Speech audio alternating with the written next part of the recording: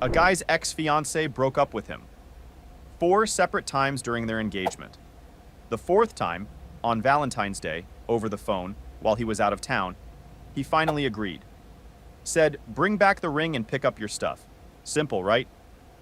She showed up to his mom's house with her mother, took the ring off, handed it over, collected her belongings, and then looked around the living room and said, "Shouldn't I get more? I'm entitled to half." Half of a house she never lived in, that she never paid a single bill toward. His mother's house. And her mom backed her up, started pointing at furniture. This is a one-story video from the subreddit Pro Revenge with one update. Full story, full closure. Timestamps are below. This post is by a user we'll call Drew. My ex-fiancé broke up with me 4 times, cheated on me with a coworker, and then showed up at my mom's house, demanding half my family's stuff because we were engaged. I laughed in her face. Then she tried to take the ring back too. My ex-fiancé cheated on me, broke up with me 4 times during an 18-month engagement, and then when I finally agreed to end it, she showed up at my mother's house with her mom and demanded half of everything like we'd gone through a divorce. We never even lived together. She wanted my mom's TV. I wish I was joking. Here's the whole thing. I'm Drew, 34 now. This happened about 12 years ago when I was 22, but it's relevant right now because of something that happened last month that brought all of it back. I'll get to that. Back then I was living outside of Minneapolis, still at my mom's house, working at an auto body shop doing collision repair, fender work, paint matching, pulling dents, the usual. It wasn't glamorous and it didn't pay great, but I liked the work. There's something about taking a car that got smashed up and making it look like nothing ever happened. You fix what's broken and move on. Clean. Simple. Wish relationships worked the same way. I was young. Naive. The kind of kid who thought love was something you found once and it just worked forever, like a light switch. Nobody told me that wasn't how it went. Or maybe they did, and I wasn't listening. Probably the second one. My buddy Kyle was the opposite of me in every way when it came to women. He'd been through like 4 girlfriends in 2 years and treated each breakup like a Tuesday. On to the next one was literally his philosophy. I thought he was cold. Turns out he was just realistic. I was the romantic. I was the idiot who thought finding the one at 20 was normal and not statistically unlikely. Kyle tried to warn me about a lot of what happened next. I didn't listen to any of it. Allie. Met her when I was 20. She was 19. Friend of a friend's girlfriend. We ended up at the same house party and spent the whole night talking on somebody's back porch while everybody else was inside. She was funny, quick, had this way of making you feel like you were the only person in the room even when there were 30 other people around. We talked until like 2 a.m. and I drove home that night thinking about her the entire way. First girl I ever said I love you to. First real relationship I'd ever had that felt like it was actually going somewhere. First time I ever thought, this is the person I'm going to be with. Just knew it. Felt it in my chest. 20-year-olds are very confident about things they have no experience with. That's both our best and worst quality. We dated for about 2 years, and things were genuinely good. Or at least I thought they were. She was living with her mom, Paula. I was living with mine. Both of us working, both saving. The plan was to eventually get our own place. Combine our savings, split the rent, build something together. Normal young couple stuff. We'd drive around on weekends looking at apartment listings and talking about what kind of couch we'd get. Stupid, happy stuff that felt like the most important thing in the world at the time. My mom liked Allie. She liked her. That mattered to me because my mom's a good judge of character about most things. She just couldn't see what was coming any better than I could. Or maybe she could and didn't want to ruin it for me. Moms do that sometimes. Then Allie got a second job. She started working evenings at a convenience store. One of those gas station places that's open till midnight.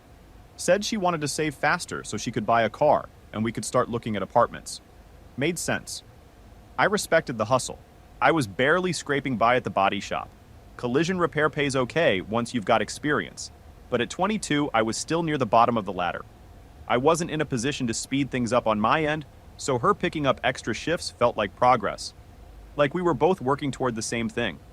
After a few months at this job, something shifted. Not overnight, more like a slow leak. She was on her phone more, laughed less when we were together. Started canceling plans with these half excuses that didn't quite land. I'm tired. I picked up an extra shift. Jen wants to hang out. Nothing you could point to on its own, but together it added up to a feeling I couldn't shake.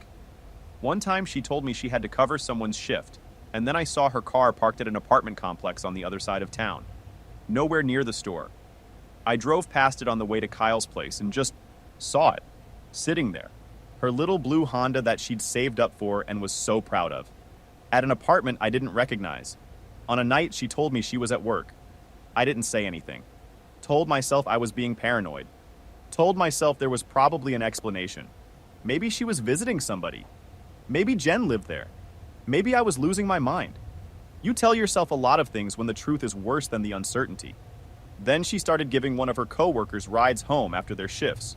A guy named Dylan. She mentioned him once, real casual, the way you'd mention the weather. Dylan lives on my way, so I give him a ride. It's no big deal. Fine, whatever. People give coworkers rides. Didn't think twice about it. Kyle raised an eyebrow when I told him, but Kyle raised an eyebrow about everything. Finding out. I found out from 2 different sources in the same week, which pretty much eliminated any chance it was a rumor. First was one of her coworkers, a girl named Jen, who worked the same shift at the store. Jen pulled me aside at a party and said she thought I should know that Allie and Dylan had been hanging out after work. Not just the ride home, hanging out. At his apartment. Late. Multiple times a week. She said she'd watched it happen for weeks and felt guilty about not saying something sooner. I thanked her. Didn't show any reaction.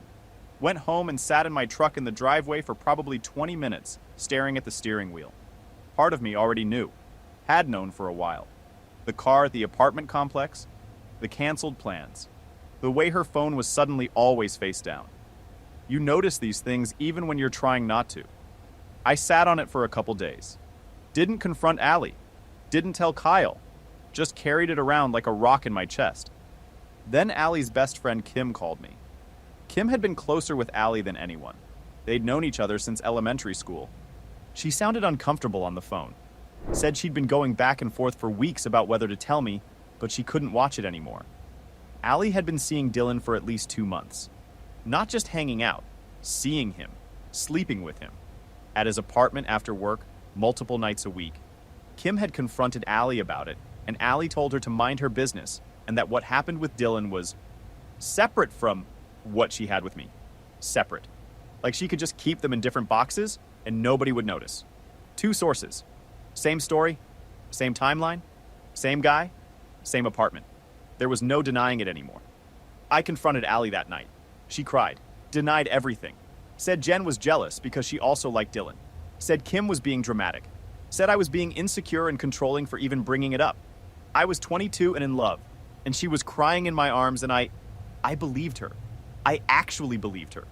Because when you love someone that hard, you'd rather be wrong about the evidence than right about the betrayal. I let it go.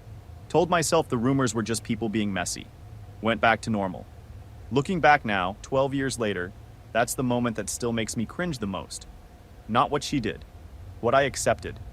I had the truth sitting right in front of me, and I chose the comfortable lie. That's on me. The trip. About a month after I decided to believe Allie's denials, because that's what I did, I made a decision to believe her, even though every piece of evidence said otherwise. My buddy Kyle brought up a trip. 4 of us from the shop were going to drive down to South Padre for a long weekend. Kyle, me, and 2 other guys, Jake and Pete. I'd never been to Texas. Never been on a real trip at all, honestly. The farthest I'd been from Minneapolis was a family camping trip to Wisconsin when I was 12. I had a little money saved from overtime at the body shop, and I figured a few days away from everything might clear my head. Give me some distance from the situation with Allie. She wasn't thrilled about the trip, didn't fight it openly, but made sure I knew she wasn't happy through the usual methods. Short texts, long silences, one-word answers. I went anyway. I'm not going to sugarcoat this part because it matters for understanding the rest of the story. While I was in Texas, I messed up. Second night, bar on the beach, met a girl, made a terrible decision. I regretted it immediately, like within the hour. This crushing guilt that sat on my chest like a cinder block for the rest of the trip. Couldn't sleep right. Couldn't eat. Every time my phone buzzed and Allie's name popped up, I felt physically sick. Kyle asked if I was okay, and I told him I ate something bad. Couldn't bring myself to say the truth out loud. Was it revenge for what she'd been doing with Dylan? Probably. Subconsciously. Some part of my brain went, she's been doing it for months, so what does it matter? And that part won for one night. But that's not an excuse, and I'm not pretending it is. I did a bad thing. I carry it. I'm not the victim of that particular moment. I'm the cause. When I got back to Minneapolis, I was such a mess of guilt and confusion that I did the dumbest thing I've ever done in my life. And that includes the time I tried to fix a dent with a plunger at the shop. I went straight to a jewelry store and bought an engagement ring. A ring. That was my solution. Not therapy, not an honest conversation, not breaking up with a girl who was already cheating on me. An $1,800 diamond ring purchased with overtime money by a 22-year-old brain that somehow concluded the appropriate response to infidelity on both sides was a lifetime commitment. Kyle found out about the ring and called me. You're joking. I wasn't joking. Drew, bro, you're proposing to a girl you know is cheating on you because you also cheated on her and feel bad about it. Do you hear yourself? I heard myself. I just didn't listen. I proposed. She said yes. She cried. I cried. We held each other, and I convinced myself that everything was going to be fine, and we'd start fresh, and the past was the past. The delusion was Olympic level. I should have gotten a medal. The 4 breakups. We were engaged for about 18 months. During that time, she broke up with me. 4 times. 4 separate times. Over the dumbest things you could possibly imagine. Each one following the exact same pattern. She'd get upset about something small, escalate it into a crisis, say, we need to talk, dump me, and then come back a few days later acting like nothing happened. Breakup number 1. She came over to my mom's house with a bag of laundry because her mom's dryer was busted. I tossed it in with mine. Normal boyfriend stuff. When the cycle finished, she opened the dryer and pulled out her clothes. They were slightly damp, not soaking wet, not ruined. Damp, like maybe needed another 10 minutes on low heat. She stuffed everything in her bag, grabbed her keys, walked out without a word, and dumped me by text when she got home. I don't think this is working. Over damp clothes. I sat on my bed staring at that text for probably an hour. I was crushed. First time anyone had broken my heart, and I didn't know what to do with it. Couldn't eat. Couldn't sleep. Called Kyle and he came over and sat with me and said, dude, she dumped you over laundry. This is not the one. I didn't listen. She called 2 days later acting completely normal. Like nothing happened. I let her back in because of course I did. Because I was 22 and stupid, and I thought love meant never letting go, even when someone keeps throwing you on the ground. Breakup 2 was about 3 weeks later. Something about me not responding to a text fast enough while I was at work. She sent me something at 2 p.m. I was under a car doing frame straightening. My phone was in my locker. Didn't see it until 5. She'd already sent 4 follow-ups by then, escalating from hey to I guess I know where I stand. By the time I called her, she was done. Dumped again. Back together in 2 days. Breakup 3 was because I made plans with Kyle on a Saturday night she apparently wanted to go to dinner, but hadn't told me about. She had the dinner planned in her head. I had no idea it existed. And somehow I was the one who didn't prioritize her. Kyle made fun of me for taking her back that time. You know you're a clown, right? Yeah, Kyle, I know. But I stopped taking the breakups seriously. They became background noise. She'd dump me, I'd wait a couple days, she'd come back. It was exhausting, but I'd normalized it because that's what you do when you're in too deep. You adjust to dysfunction until it feels like routine. Breakup 4. The real one. The one that finally stuck. I was out of town for a work training thing. 3 days in a hotel outside of Chicago, learning about new paint systems for the shop. Valentine's Day fell right in the middle of it. I called her from the hotel that evening to ask how she wanted to celebrate when I got back. Maybe dinner. Maybe a movie. Something simple. We need to talk. Those 4 words. Same flat tone. Same script. Every single breakup started with those 4 words. She said she wasn't sure this was what she wanted with her life. That she needed space. That she didn't know if she was ready to be engaged. The usual vague stuff people say when they want out but don't want to be the bad guy. Except this time, I didn't fight it. Something in me just snapped off. Not anger. More like exhaustion. 4 breakups in 18 months. Cheating rumors I'd been too dumb to act on. A relationship that felt more like a hostage situation with a ring on it. Okay, I said.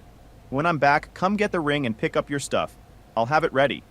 She went quiet, long enough that I checked if the call dropped. That's it?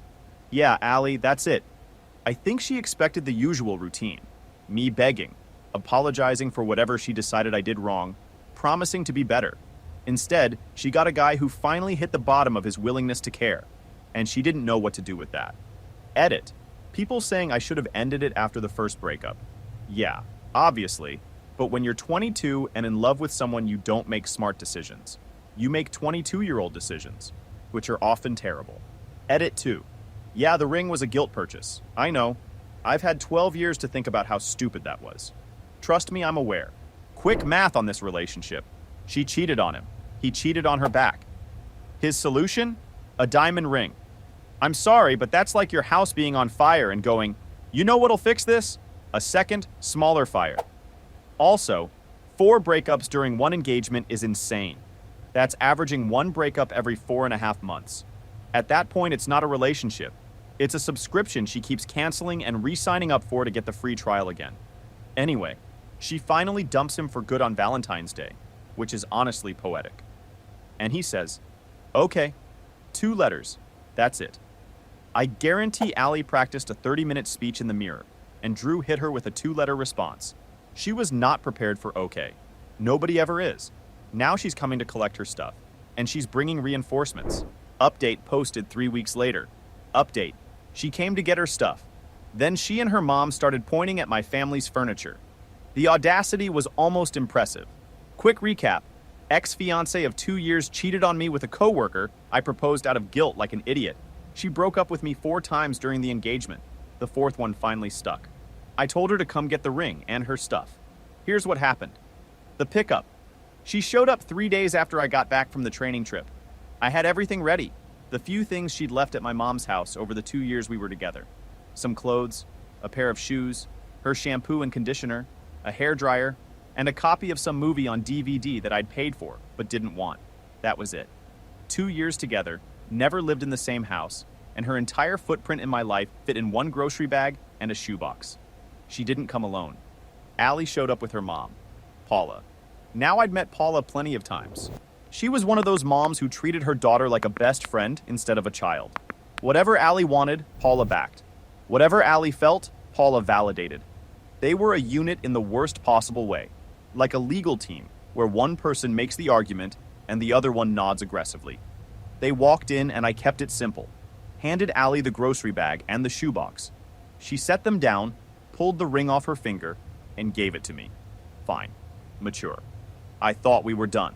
Then she looked around my mom's living room, slowly, like she was appraising the place, and she said something that I will remember until the day I die. Shouldn't I get more? I must have made a face because she immediately doubled down. I mean, we were engaged. I should get more stuff. I'm entitled to half, right? I laughed. Not a polite laugh. A real one. The kind that comes out before your brain can stop it. I was standing in my mother's living room holding a ring I'd bought out of guilt for a woman who'd broken up with me 4 times. And she was telling me she deserved half. Half of what? We never lived together, never shared a lease, never split a bill. She'd never paid a single dollar toward anything in that house. It was my mother's house, my mother's furniture, my mother's TV. Half of what, Allie? We don't even live together. This isn't your stuff. It's not even my stuff. It's my mom's. That's when Paula stepped in. She started walking around the living room, my mother's living room, in my mother's house, pointing at things. The TV, the bookshelf, a lamp on the side table that had been there since I was literally a child. Well, you've been together for years and she's invested a lot of time in this relationship. That should count for something. Time has value. Time. She invested time. Like she'd been clocking in and was owed overtime and a severance package.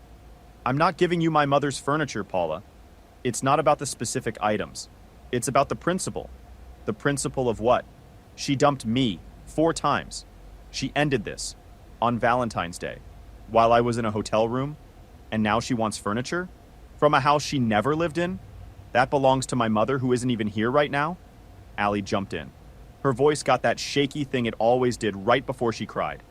I just feel like after everything we've been through, 2 years, an engagement, all the time I put in, I should walk away with something. That's not crazy. You're walking away with your clothes, your shampoo, your hairdryer, and a DVD that I paid for but don't want. That's everything you own that was in this house. That is literally it. There is nothing else here that belongs to you. What about the ring? I bought the ring. You gave it back. It's mine. But it was my ring. It was your ring while we were engaged. We're not engaged anymore. Because you ended it. For the fourth time.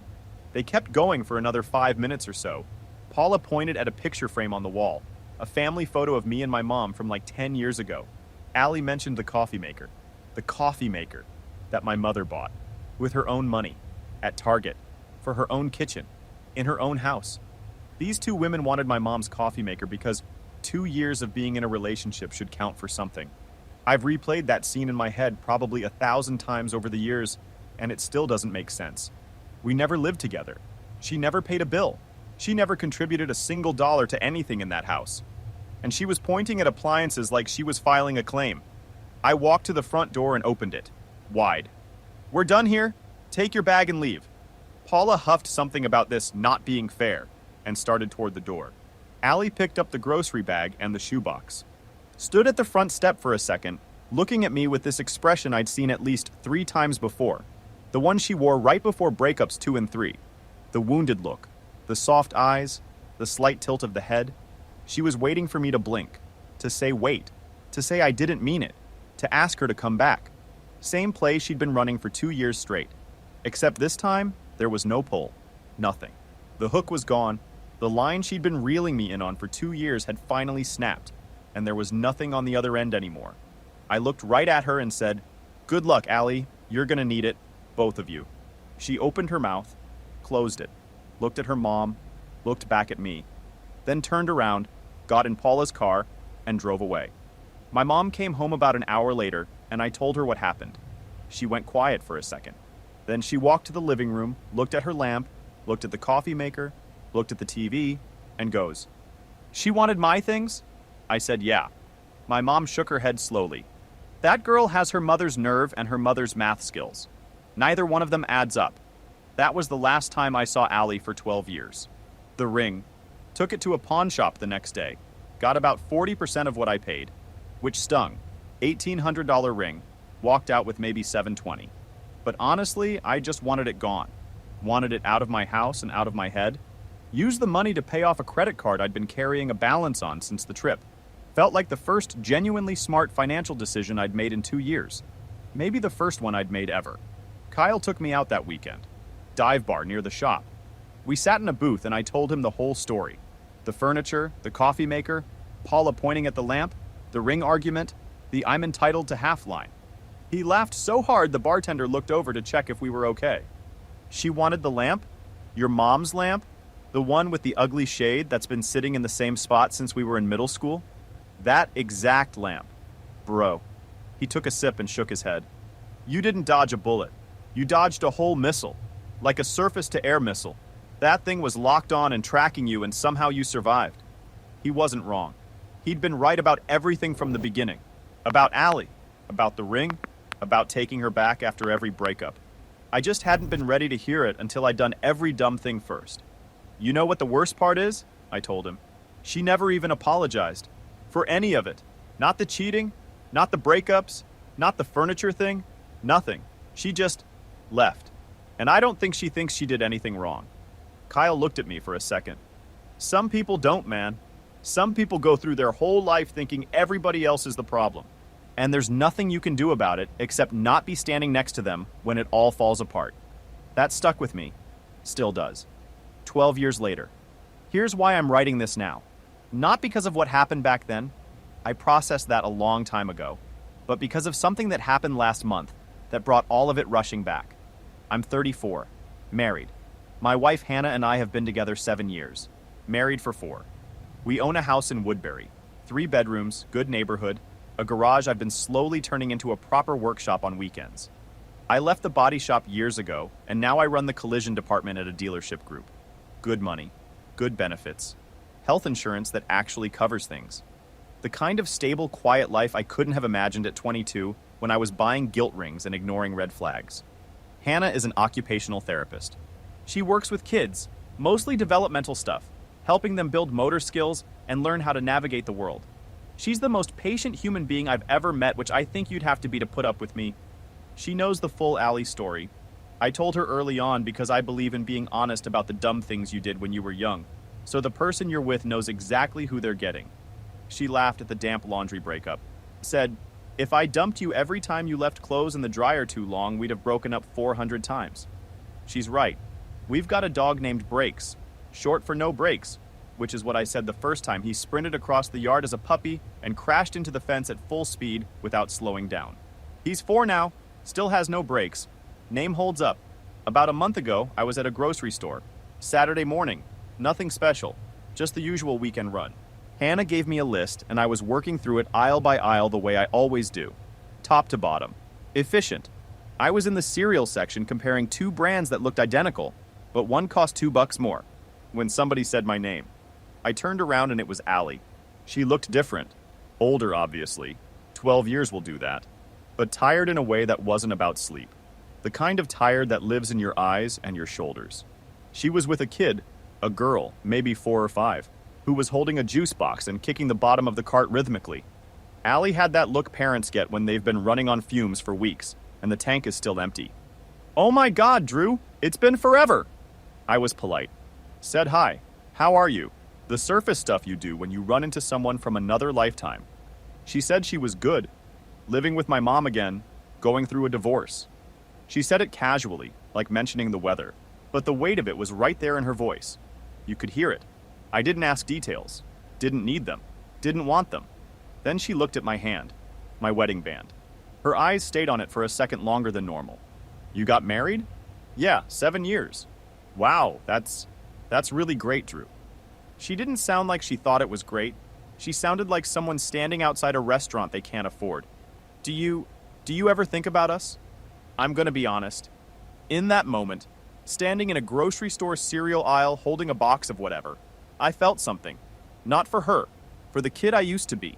The 22-year-old who bought a guilt ring and chased a girl who broke up with him 4 times. I felt sad for that version of me, and grateful that he eventually grew up. No, I said. I don't. She nodded. Didn't push it. Said it was good to see me. I said the same thing back because that's what you say. She walked away with her cart and her kid, and I stood there in the cereal aisle for maybe 30 seconds just processing. 12 years collapsed into one aisle. Everything I'd felt back then, the love, the betrayal, the guilt, the furniture confrontation, all of it flashed through like a highlight reel and then just sort of faded out. Like turning off a TV. Screen goes dark. Move on. Grabbed the cereal. Went home. Told Hannah about it while we unloaded groceries. She listened the whole time without interrupting. Set down a bag of apples, looked at me with that half smile she does when she's about to say something perfect, and said, "Did she try to take the cereal?" I love that woman. I love her so much it's honestly ridiculous. What it taught me. Allie wasn't evil. I need to be clear about that. She was young and selfish and had a mother who taught her that relationships were transactions, where the other person always owed you something.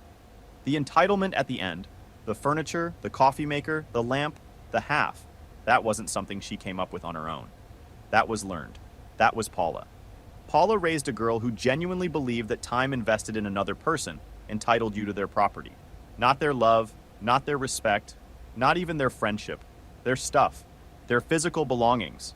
Like a relationship was a job, and a breakup was a layoff, and she was owed a severance package. And I was dumb too. I was so dumb it's almost funny if you don't think about it too hard. I ignored the cheating when 2 separate people told me it was happening. I proposed out of guilt instead of having an honest conversation. I let her break up with me 4 times and kept taking her back, because being alone scared me more than being treated badly. I was so afraid of losing something that wasn't even good for me that I held on until my hands were raw. That's not all her fault. A lot of it is mine. I enabled every bit of it by not having enough self-respect to walk away the first time, or the second time, or the third time. Every time she came back and I opened the door, I was telling her that the behavior was acceptable, and she believed me. Why wouldn't she? But the moment she stood in my mom's living room and said, "I'm entitled to half," that was the moment I understood something I've carried with me every day since. Some people don't love you. They love what you provide, the stability, the comfort, the stuff. And the second you stop providing it, or the second they decide they don't need it anymore, They'll try to take whatever they can carry on the way out the door. I don't hate Allie. I haven't for years. But I'm grateful.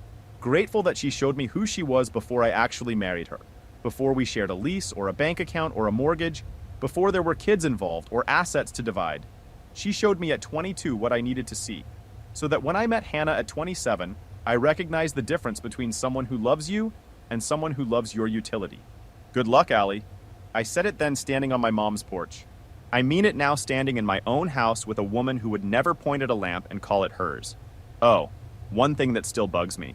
When we were together, she borrowed my favorite hoodie, gray zip-up. Nothing expensive. I'd had it since high school. It was broken in perfectly, the kind of soft that takes years to achieve. She never gave it back. I didn't think to ask for it during the pickup because I was too busy defending my mother's lamp. I've bought probably 10 hoodies since then trying to replace it. Gray zip-ups, different brands, different fits. None of them are the same. You can't recreate 10 years of wear. That softness doesn't come from a store. It comes from time. Kind of like relationships, I guess. The good ones take time to break in. The bad ones just break. Probably never gonna find another hoodie like that one. Anyway, wife's great, dog's fast, workshop's coming along, life's good. Edit. People asking about Dylan. No idea what happened to him. Don't care. He was a chapter in somebody else's story, and I closed that book 12 years ago. Edit 2. Breaks update since people keep asking. He's asleep on the couch right now, still 0 breaks. Vet says he's energetic.